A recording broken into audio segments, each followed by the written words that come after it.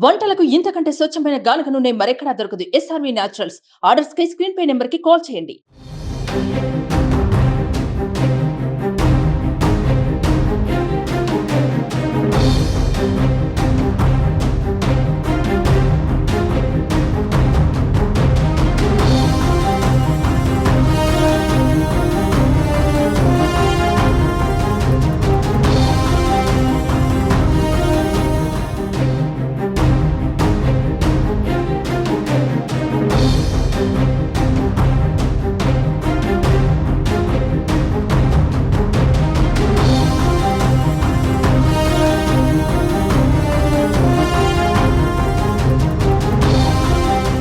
తెలంగాణ ప్రజలకిచ్చిన మాట ప్రకారం ఆగస్టు 15వ తేదీలోగా రైతు రుణమాఫీ చేసి తీరాల్సిందేనని సీఎం రేవంత్ రెడ్డి అధికారులకు స్పష్టం చేశారు.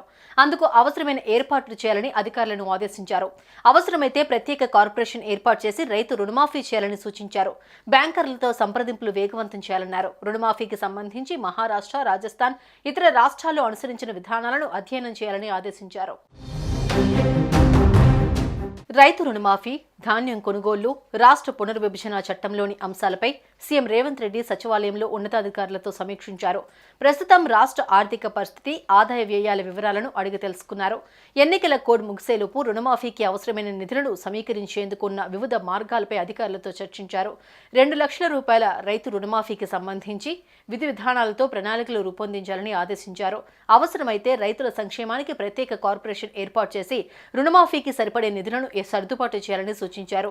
రైతులను రుణ విముక్తులను చేయాలని రాష్ట్ర ప్రభుత్వం లక్ష్యంగా నిర్ణయించుకున్నందున నిర్ణీత గడువులోగా నిధులను సమీకరించే ప్రయత్నాలు పూర్తి చేయాలని అధికారులను ఆదేశించారు.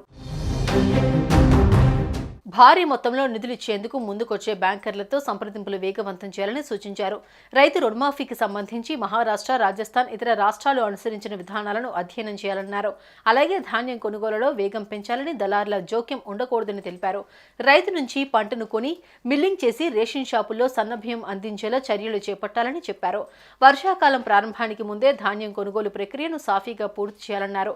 కల్లాల వద్ద రైతులు ఇబ్బంది పడకుండా వీలైనంత త్వరగా ధాన్యం కొనుగోలు జరగాలని, తడిసిన ధాన్యం, తేమ విషయంలో రైతులకు ఇబ్బంది కలగకుండా చూడాలని సూచించారు. అక్రమాలకు పాల్పడే రైస్ మిల్లర్లపై ఉక్కుపాదం మోపాల్సిందేనని, వారిపై కఠిన చర్యలు తీసుకోవాలని సీఎం రేవంత్ రెడ్డి అధికారులను ఆదేశించారు. సుమన్ టీవీలో మీ పర్సనల్ అండ్ బిజినెస్ ప్రమోషన్స్ కోసం కింది నెంబర్కి కాంటాక్ట్ చేయండి.